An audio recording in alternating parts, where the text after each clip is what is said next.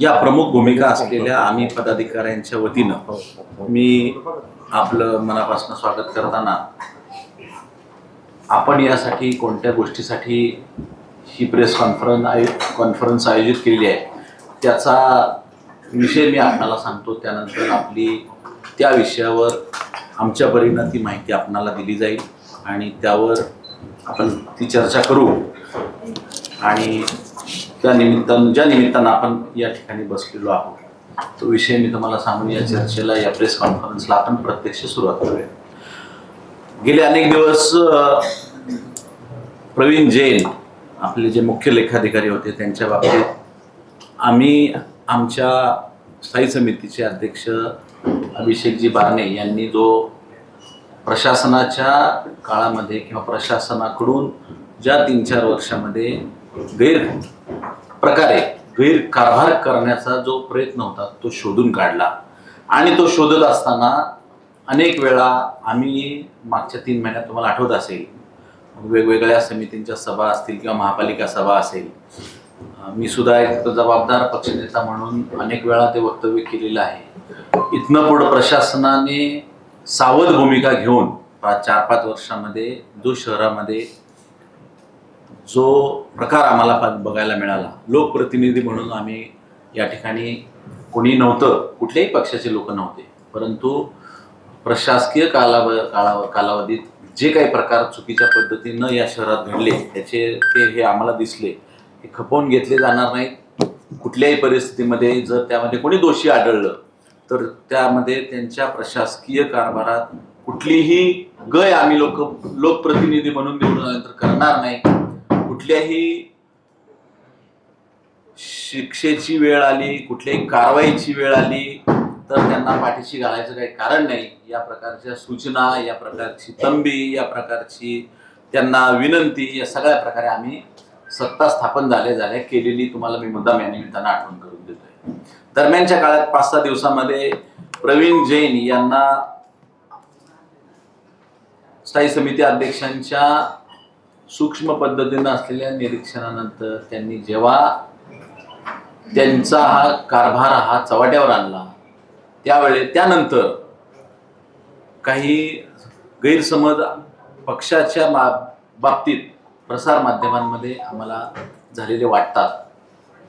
कारण की मुळातच आम्ही ज्या पद्धतीने सांगतोय त्या पद्धतीनं या शहरामध्ये पूर्णपणे पारदर्शक आणि चांगल्या पद्धतीचा कारभार करण्यासाठी आम्ही कटिबद्ध आहोत आणि तो करण्यासाठी आम्ही वचनबद्ध आहोत. म्हणून आम्ही या टर्मला सुरुवात केली आणि आपण या कारभाराची सुरुवात तुम्हाला दिसते की स्थायी समितीची निवड झाल्यानंतर लगेच बजेट होतं. बजेट झाल्या यांनी या गैरप्रकाराला समोर आणलं आणि ते असताना मात्र काही वेळेला या पक्षाची बदनामी होती असं आम्हाला दिसतंय. परंतु पक्षाची बदनामी म्हणून नव्हे तर आम्ही चालू केलेला कारभार हा निश्चित उद्याच्या काळात हा चुकीच्या पद्धतीला आळा घालेल म्हणून ही खात्री आम्हाला आहे.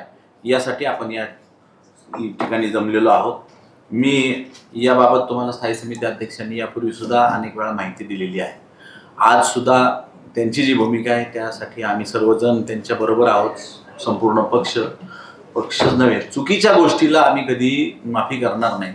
या भूमिकेनं आम्ही एकमेकांच्या हातात हात घालून बरोबर आहोत अशा पद्धतीनं मी तुम्हाला पक्षाची भूमिका सांगू इच्छितो. त्यामुळं मी स्थायी समितीच्या अध्यक्षांना विनंती करतो की या बाबतीत गेल्या 2-4 दिवसामध्ये पक्ष आणि पक्षाच्या बाबतीत जो चर्चेचा विषय ठरला त्याबाबत तुम्हा लोकांना ज्या शंका असतील त्याबाबत आम्ही तुमच्या शंकेचं निरसन करू. कारण की शहरात काय हा एकच प्रॉब्लेम नाही, अनेक प्रश्न, उन्हाळा आहे, उद्याच्या काळात पाण्याची कमतरता आहे, असे विषय असताना खूप हा एकच विषय रोज 3 दिवस झाले आम्ही पाहतो आहोत. तर आम्ही त्याचं खुलासा आणि त्याचं प्रसिद्धी करण्यासाठी या ठिकाणी आहोत. स्थायी समिती अध्यक्ष या बाबतीत तुम्हाला पुढची दिशा सांगतील.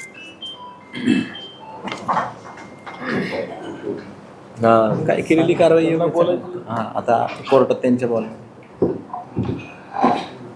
सर्व पत्रकारांचं स्वागत करतो की आज आमचे पक्ष नेते असतील, महापौर असतील, आमच्या महापौरांच्या नियोजना अध्यक्षतेखाली उपमहापौर असतील, आमचे शहराध्यक्ष असतील, या ठिकाणी जी पत्रकार परिषद आयोजित केलेली आहे, या पत्रकार परिषद आयोजित करण्यामागचा मूळ हेतू पक्षनेत्यांनी सांगितलाच आहे की शहरामध्ये विविध प्रसार माध्यमाकडून प्रत्येकाचं आपापल्या अँगलने जे जे त्यांना सगळ्यांना माहिती मिळतीये त्या माहितीच्या आधारे आपण सगळेजण प्रिंट मीडिया असो किंवा तुमची सोशल मीडिया मधला पार्ट असो किंवा डिजिटल मीडिया असो, या मीडिया मार्फत जे नागरिकांपर्यंत पोहोचते तर त्याच्या पाठीमागे तथ्य काय आणि सत्य काय हा ज्यावेळेस आम्ही खुलासा केला किंवा ज्यावेळेस आम्ही हे आमच्या निदर्शनास आलं आणि हे प्रकरण बाहेर काढलं तर त्यानंतर झालेल्या चर्चांना कुठेतरी विराम यायला पूर्वी त्याचं आता काय सिच्युएशन आहे त्या विषयाची, आता काय परिस्थिती ही सगळ्यांना माहिती असावी.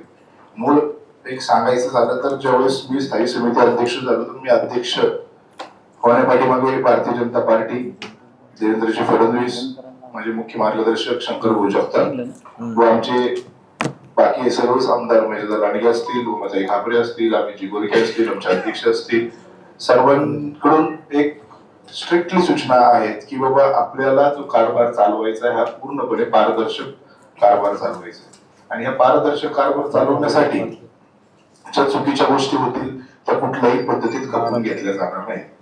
त्या अनुषंगाने ज्यावेळेस आमची बजेटची मीटिंग झाली त्या बजेटच्या मीटिंग मध्ये आम्ही बऱ्याचशा उपसूचना शासनाने प्रशासनाने तयार केलेल्या बजेटवरती आम्ही तयार केल्यानंतर त्याचं कारण एवढंच होतं की शहराचा विकास चांगल्या पद्धतीने घडावा, त्यासाठी काय काय आवश्यक आहे त्याच्या त्या घेतल्या होत्या. परंतु त्या घेतल्यानंतर ज्यावेळेस चालू कामांसाठी तरतूद वर्गीकरणाचा विषय आला तर काही ज्या उपसूचना होत्या या बजेट बुक मध्ये किंवा बजेटच्या मीटिंग मध्ये 24 तारखेला झालेल्या मीटिंग मध्ये आम्ही घेतलेल्या नव्हत्या आणि त्या न घेतलेल्या तिथं नाही घेतल्या. त्याच्यानंतर आमची 30 तारखेला स्टँडिंगची मीटिंग झाली, त्या मीटिंग मध्ये पण तरतूद वर्गीकरणाच्या उपसूचना नव्हत्या घेतल्या. परंतु अचानकपणे ज्यावेळेस 1 तारखेला 2 तारखेला लक्षात आलं की काही उपसूचना या बोगस उपसूचना, तरतूद वर्गीकरणाच्या बोगस उपसूचना ज्याला आपण म्हणतो, बोगस हा शब्द वापरायचं कारण एवढंच आहे की त्याचा कुठेही जीबी मध्ये ठराव झाला नाही, त्याचा कुठेही स्टँडिंग मध्ये ठराव झाला नाही. जीबी मध्ये ज्या उपसूचना झाल्या होत्या त्या आम्ही नगर सचिवांकडून 26-27 तारखेला त्यांच्या सही शिक्क्यासकट सील करून घेतलेल्या होत्या. त्यामुळे तो पुरावा आमच्याकडे होता. त्यांनी एका प्रसार माध्यमाला ज्या उपसूचना झाल्या त्या प्रसिद्ध देखील केल्या, हा दुसरा पुरावा होता. आणि त्याच्यानंतर स्टँडिंगला झालेला ठराव, त्याच्यामुळे ह्याच्यामध्ये कुठेही उपसूचना त्या आढळल्या नाही किंवा ते दिसल्या नाही. अशा बोगस उपसूचना त्याच्यावरती आता मूळ एकच आहे आमचं की बाबा अशा पद्धतीने कॅफोनचं पहिलं काम असतं की ठराव ओरिजिनल आहे का, पेपर ओरिजिनल आहेत का डुप्लिकेट आहे. डुप्लिकेट पेपरच्या आधारे त्यांनी बिलं दिलेली आहेत, जे की आमचा कुठं बिलं द्यायला विरोध नव्हता, आमचं बोगस कागद तयार करून बिलं द्यायला विरोध होता. म्हणजे एखाद्याने केलेल्या कामाचं बिल त्याला दिलं पाहिजे का ते दिलं पाहिजे, पण ते बोगस पद्धतीने नाही दिलं पाहिजे. बोगस पद्धतीने त्यांनी ते का दिलं, त्याच्या पाठीमागे काही इंटेन्शन होतं का, ह्याच्यासाठी आमचा पहिला विरोध होता किंवा बोगस कागद तयार करून बिलं का दिली.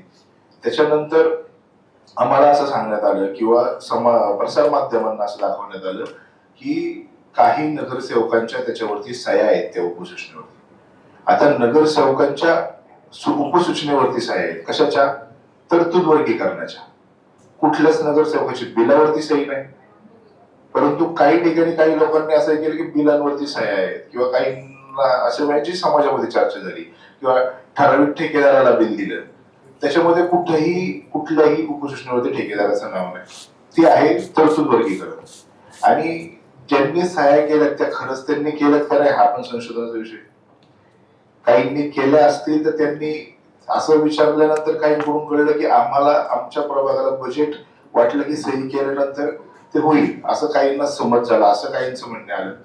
परंतु मूळ मी पहिल्या दिवसापासून एकच सांगत आलो की ती उपसूचनाच बोगस आहे, तर त्याच्याबद्दल चर्चा करण्यात काहीच अर्थ नाही. मूळ चर्चा कुठली आपण केली पाहिजे तर ज्या अधिकाऱ्याला ते पैसे द्यायचा अधिकार आहे किंवा ते बिल द्यायचा अधिकार आहे त्याच्या हातात आलेला कागद हा बोगस आहे का खरा आहे एवढं जरी त्यांनी चेक केलं पाहिजे होतं, ते चेक करण्यासाठी फक्त एवढंच पाहिजे होतं की ठराव क्रमांक असतो, ठराव झालेला असतो, तो झालेलाच नव्हता, तर तरी पण त्यांनी ते बोगस कागद करून दिले. हा मूळ विषय आहे. आणि निश्चितपणे उद्याचा परवाचा शेवटचा दिवस आहे, त्यांना आम्ही सांगितल्यानंतर त्यांनी त्याच्यावरती समिती स्थापन करून चौकशी देखील लावलेली आहे. आणि उद्या परवाच्या कालावधीत त्यांचे टाइम पिरियड संपतोय. आणि मला निश्चित खात्री आहे की जो विषय मी बाहेर काढलेला आहे किंवा मी मांडलेला आहे ह्याच्यावरती 100% ते जे गॅफो असतील ते गिल्टी असतील आणि निश्चित त्याच्यावरती कारवाई होणार आणि आम्ही ती कारवाईची सातत्याने मागणी करत राहणार. अध्यक्ष साहेब, मी पत्रकारांना माहिती देताना सांगितलं होतं की याच्यामध्ये सर्वपक्षीय नगरसेवकांच्या सह्या आहेत. हो. तर संदीप वगैरे आणि सुलभाताईंनी प्रेस कॉन्फरन्स घेऊन सांगितलं की फक्त भाजपच्याच नगरसेवकांच्या सह्या आहेत आणि प्रामुख्याने भोसरी मतदारसंघातल्या 85% नगरसेवकांच्या सह्या आहेत. तर नक्की काय आहे? मी पहिल्या दिवसापासून सांगतोय, आता पण परत तेच सांगतो, सह्या ज्या दिसतात जे बोगस उपसूचना आहेत त्या उपसूचनेवरती नाव कुणाचं तरी आहे, सही कुणाची तरी आहे, तर त्याच्यामध्ये 2 राष्ट्रवादीची पण नावं आहेत, 2 सह्या देखील आहेत. त्या सह्या खऱ्या आहेत का खोट्या आहेत हे आम्हाला माहिती नाही, परंतु त्याच्यामध्ये प्रमोदजी गुटेंचं एक नाव आहे, त्यांनी एक पत्रक काढलंय आणि लंगोटेंचं एक आहे, परंतु कुणाचं तरी नाव घ्यायचं आणि हे मला योग्य वाटत नाही.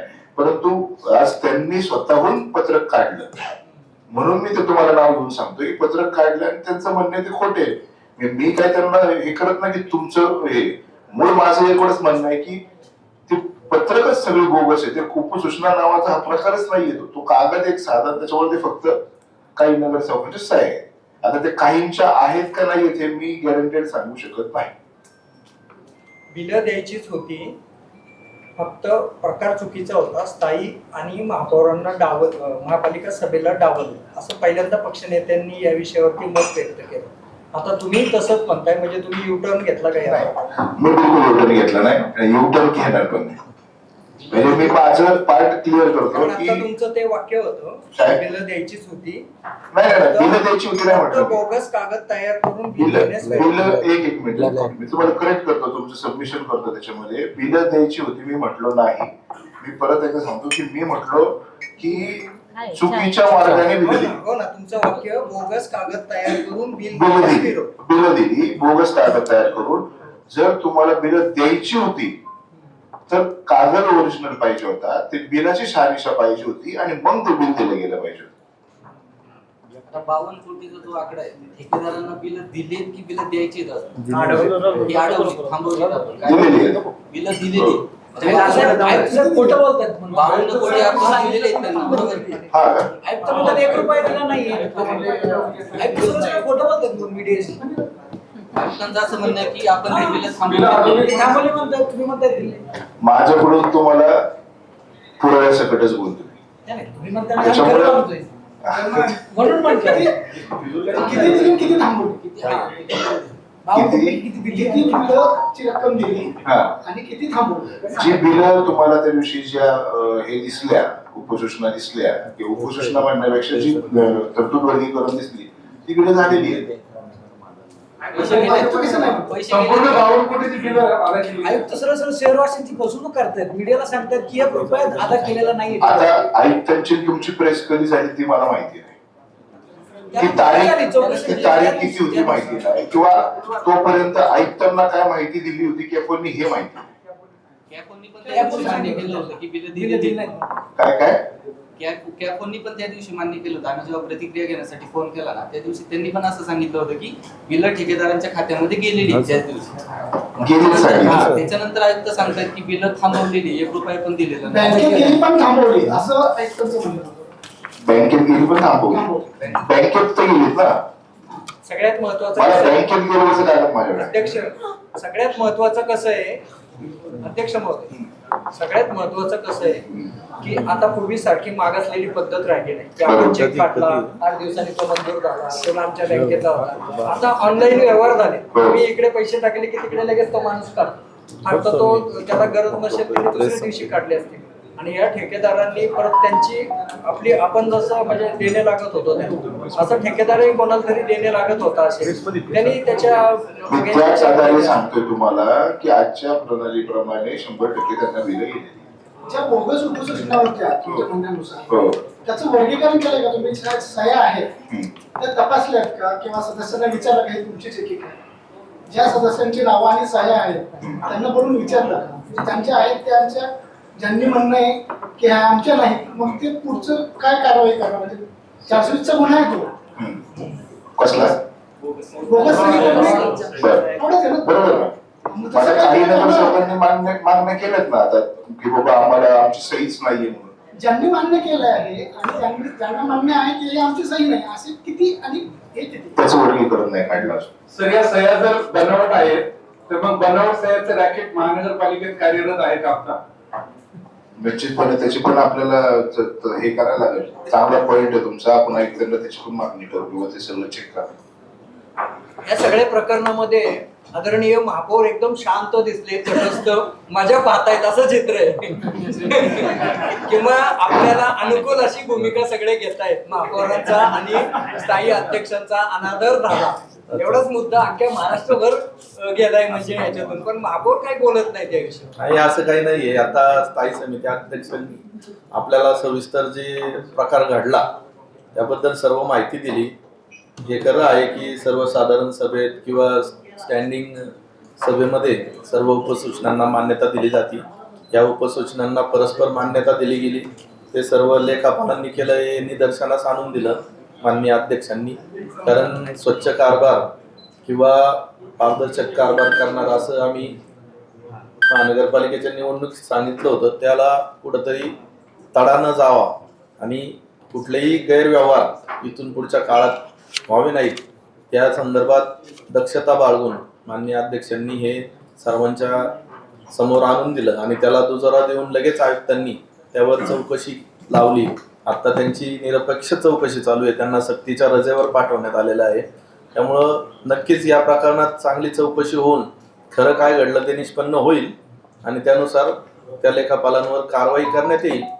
परंतु आपल्याला सर्वांना माहितीच आहे की मी जास्तीत जास्त शहराच्या प्रश्नांवर काम करत असतो. त्यामुळं या संदर्भात मी लक्ष जास्त कामाकडे जास्त लक्ष असतं आणि आपल्या शहरात आपल्याला माहिती आहे पाण्याचा प्रश्न आहे किंवा सर्वच प्रश्न आहेत, पर्यावरणाचा प्रश्न आहे, त्याकडे जास्त लक्ष आहे. त्यामुळे असं काही समजायची गरज नाही की या प्रकरणात मी शांत आहे किंवा मी आयुक्तांशी चर्चा केलेली आहे. आम्ही सर्वांनी चर्चा केलेली आहे. यात नक्कीच दोषी आरोप हे होतील आणि त्यांना त्यांची कारवाई करण्यात भाग पडते. उशीर केल्यामुळे तुम्ही प्रतिक्रिया द्यायला उशीर केल्यामुळे तुमची मुकसंमती आहे असं वाटतं? उशीर नाही केला. उलट त्या दिवशी पत्रकार आले होते. मी त्या दिवशी वाटून दिली ना त्या काय झालं? आता नका वाटून दिली ना.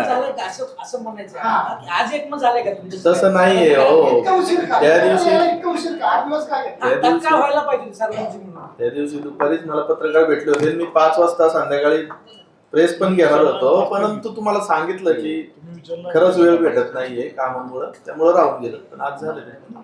80% नगरसेवक हे भोसरीतले आहेत आणि ते आमदारांचे समर्थक आहेत. त्यामुळे तिथं आमदारांचा काय हात आहे का त्यात? आमदारांचा काय संबंध आहे? अहो भोसरीतले असले तरी आता त्यांना बिलं द्यायच्या या दृष्टीने सह्या घेतल्या असतील किंवा काहींच्या सह्या पण खऱ्या नसतील. आता निष्पन्न ठेकेदारांना तर बिलं पाहिजेत ना. त्यांनी कामं केलं म्हणलं त्यांना बिलं बोगस दिली ना, त्यांना ठेकेदारांनी जमा केली पाहिजे ना. बोगस उपसूचना दिल्यात. आता ते चौकशीत कळणच ना सर्व. नाही जो नगरसेवक चौकशीमध्ये दोष आढळतील त्यांच्यावर कारवाई होणार. प्रशासन बघेल. कोण नगरसेवक? चौकशीमध्ये दोष आढळतील त्यांच्यावर कारवाई होणार नाही. त्यांनी स्वतः तयार केलं. अहो नगरसेवक आणि ठेकेदार दोषी नाही आहेत, लेखापाल दोषी आहेत. त्यामुळे त्यांच्यावर चौकशी लावलेली. अहो नगरसेवकांना सांगण्यात आलं जर ठेकेदारांना बिलं द्यायच्या तर नगरसेवक सह्या करतील ना. कोणी सांगितलं सर? लेखापालांनी सांगितलं ना. म्हणजे लेखापाल थोडी सर्वांच्या घरी. अहो, आता तुम्हाला माहिती आहे कुठल्या आधारे आपण चौकशी लावलेली आहे. या उपसूचना लेखापालांनीच लावल्यात ना. नाही नाही, या प्रकरणाची सर्व माहिती तुम्हाला अध्यक्ष देतील. मी एवढा डीप माहिती घेतली. माधव साहेब या प्रकरणाची चौकशी महापालिकेच्या अधिकाऱ्यांमार्फतच होतीये. तर विरोधकांनी मागणी केली आहे राष्ट्रवादी आणि शिवसेनेने, म्हणजे तसे ते तुमच्या राज्यात मित्रच आहेत पण इथे विरोधक आहेत. त्यांनी मागणी केली की निवृत्त न्यायाधीशांमार्फत चौकशी करावी. त्यामुळे तुमचं काय मत आहे? आणि याचा निर्णय आयुक्त साहेब घेतील. आयुक्त साहेबांना आपली सूचना मी कळवतो. आयुक्त म्हणतात की बँकेतून पैसे रोखले, तुम्ही म्हणतात बँकेतून पैसे दिले. आयुक्त खोटं बोलतायत का? माहिती घ्या. तुमच्याकडे माहिती घेऊन ना त्याची. तुम्ही तर म्हणताय की प्रणालीनुसार आता गेले असतील पैसे. हो, त्या दिवशी सांगितलं की तुम्हाला पहिल्या प्रेसमध्येच सांगितलं मी. आयुक्तांनी नगर असेल तर तसेच होत ठेवायचं. मग त्यांनी आयुक्तांची दिशाभूल कॅफोननी केलेली आहे ही तर आपल्या सगळ्यांनाच माहिती आहे. आणि त्यांनी त्याच्यामुळेच कॅफोनवरती समिती स्थापन करून त्यांची चौकशी लावलेली आहे. आता त्याच्यामध्ये पण त्यांच्या अजून एक हा पण पॉईंट ऍड होईल की कॅफोननी हे बी मोठं सांगितलं की बिल नाही गेली म्हणून.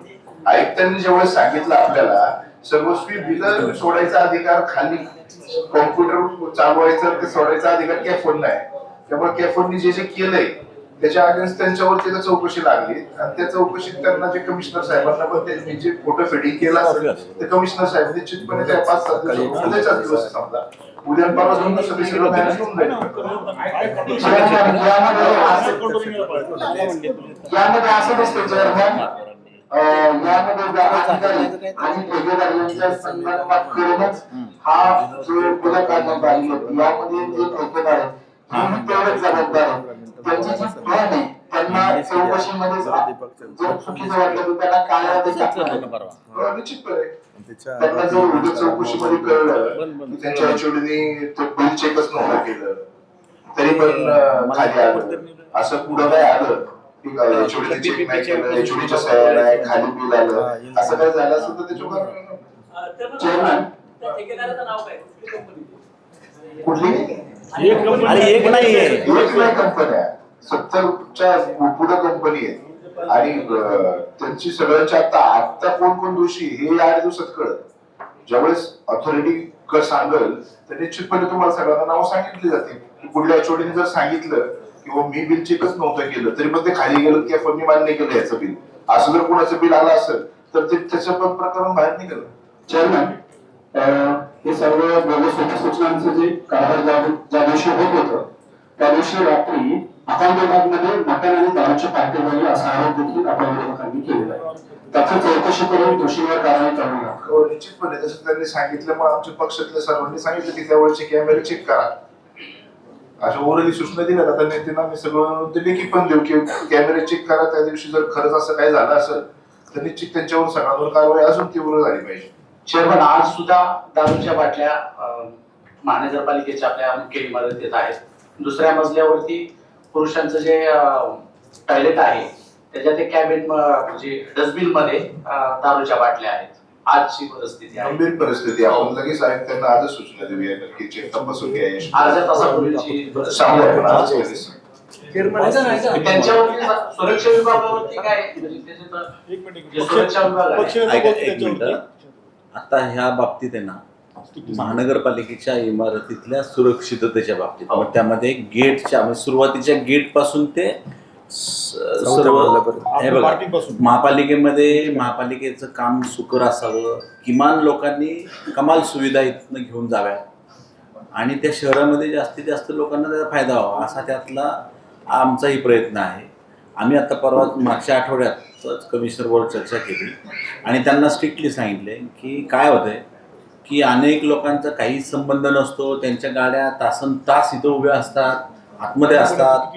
पार्किंगला सुद्धा अनेक आता मी उदाहरण आपलं सर्वांचंच घ्या. आपण पत्रकार बंधू भगिनीने आपण ड्युटी म्हणून जेव्हा आपण कॉर्पोरेशनला येतो काही कालावधीसाठी तर तुम्हाला सुद्धा पार्किंगला जागा मिळत नाही.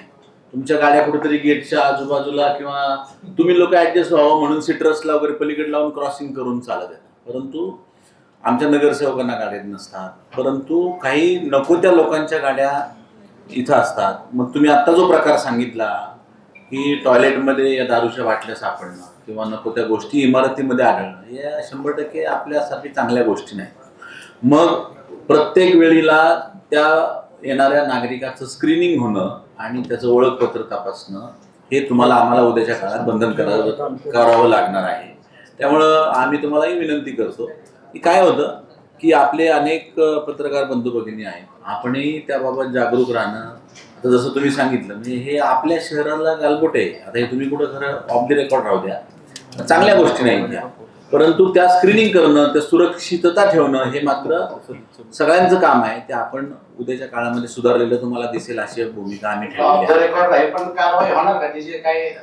एक लक्षात घ्या, आता तुम्ही बाटली बघितली, कुठं शोधली मला माहित नाही, जिथं कुठं शोधली आता त्या त्यासाठी हा नाही ते परत तुम्ही म्हणणार ना असंच होतंय की काही दिवसापूर्वी म्हणजे 31 मार्चचा जो विषय आहे, रात्री दारूच्या मटणाच्या पार्ट्या झाल्या, तशा बातम्या पण आल्या आणि आजचा ताजा विषय आहे. नाही मान्य आहे ना, म्हणूनच मी तुम्हाला सांगतो की त्याला आता पूर्वी तुम्हाला आठवत असेल कोविडमध्ये माणूस आतमध्ये येताना सगळं तपासणी सगळं व्हायचं, त्याचं ते कॅमेरे पण त्या पद्धतीचे होते. आम्ही सुद्धा आता लेटेस्ट चांगले कॅमेरे आलेले आहेत, त्याचं स्क्रीनिंग करण्यासाठी आम्ही आयुक्तांना सूचना करून ती पार्किंग पासून ते अगदी शेवटपर्यंत माणूस आलेला स्कॅन होईल, महापालिकेला धोका होणार नाही आणि महापालिकेचं नाव खराब होणार नाही अशा पद्धतीची सुरक्षा यंत्रणा ठेवण्यासाठी आम्ही योग्य ते पावलं उचलू. पक्षनेत्यांनाच प्रश्न आहे, तुम्ही सगळ्यात अनुभवी नगरसेवक आहात, 4 वेळा नगरसेवक स्टँडिंगचे माझा, तुमची पण सही आहे त्या उपस्थितीवर आहे ना, मी काल सांगितलं की तुम्हाला कळलं मला कळलं ना, कळलं म्हणूनच सही केली भाऊ. कळलं? एक लक्षात घ्या, मी अगदी ठाम एकदम कॉन्फिडेंटली काय सांगतोय, मी महापालिकेचा अनुभवी सभासद इथं आहे ना, म्हणूनच ते सांगतोय की ते वर्गीकरणाचा विषय होता. तुम्ही वर्गीकरण वाटलं ते कुणाकडे जायला पाहिजे? स्थायी समितीकडे जायला पाहिजे, ते अकाउंटंटकडे नाही जायला पाहिजे. ते जो गैरप्रकार झाला तो आमच्या अध्यक्षांनी तो पाहिला, सापडला आणि तो चुकीच्या पद्धतीने जो इम्प्लिमेंट होताना दिसतोय त्याला योग्य पद्धतीनं चपराक बसली पाहिजे हीच भूमिका ठेवली आणि ती उद्याच्या काळात तुम्हा लोकांना जाणवते, तुम्हा लोकांना वाटू नये म्हणून आज आम्ही सगळेजणांनी या बैठकीला सामोपचारानं बाबा तुम्हाला ते काय होतं, रोज एका पक्षनेता असं म्हटलं, चेअरमॅन असं म्हणलं, महापौरांचं मत 3रे, अध्यक्षांचं 4थे, मग आमदार उत्तर देत नाही असं नाही काय. जोपर्यंत त्या आम्ही जर या ठिकाणी पदांवर बसलेलो आहोत शहर पातळीवरच्या, तर इथं चुकीच्या पद्धतीला आळा घालणं आमचं लोकांचं 100% काम आहे. परंतु त्यामध्ये कुठल्याही पद्धतीत आमच्यामध्ये गैरसमज आहे असं जे वातावरण आम्हाला प्रसिद्धी माध्यमांना दिसलं ते नसावं म्हणून आम्ही इथं तुमच्या समोर तुम्हाला उत्तर द्यायला अध्यक्षांनी घाई केली असं वाटत नाही का? नाही काय प्रेस समोर द्यायला वेळोवेळी प्रत्येक पदाधिकारी व्यक्त झाले नाही या विषयावर, त्याच्यामुळे ते बातम्या आता आले ना. आता आले ना, थँक्यू, तुम्हाला धन्यवाद आहे सगळ्यांना आम्हाला एकत्र करण्यामध्ये. महापौर जे महापौर युवा रोजगार इतिहासामध्ये पहिल्यांदाच आपण चालू केलं, आता सध्या काय परिस्थिती, कसा प्रतिसाद भेटतोय? खूप चांगला प्रतिसाद आहे. सर्व तरुणी तिथे जाऊन स्वतःहून त्यांना कुठल्या जॉबची अपेक्षा आहे त्याबद्दल चौकशी करतात आणि ज्या जॉब अवेलेबल आहे ज्या कंपन्यांमध्ये त्या दृष्टीने ते फॉर्म भरतात आणि निश्चितच त्यांना जिथं जिथं शक्य आहे तिथं आम्ही रोजगार उपलब्ध करून देतोय. आतापर्यंत किती युवा तरुणींना रोजगार मिळाला? हे ऑफिस चालू करण्यापूर्वीच आपण सुमारे 1400 ते 1500 तरुणींना रोजगार उपलब्ध करून दिला होता. खरं तर तुम्हाला सांगितलं त्या दिवशी संजयजी झोपे साहेब या क्षेत्रात खूप वर्षापासून काम करत आहेत, ते आम्हाला संलग्न होऊन 2 वर्ष झाले. आता अधिकृतरित्या काम चालू आहे. सर्व पत्रकार बंधूंना आम्ही सर्व आमच्या पक्षाच्या वतीनं धन्यवाद व्यक्त करतो आणि शहरामध्ये आपण चांगलं वातावरण ठेवूयात अशी तुम्हाला विनंती करतो. थँक्यू.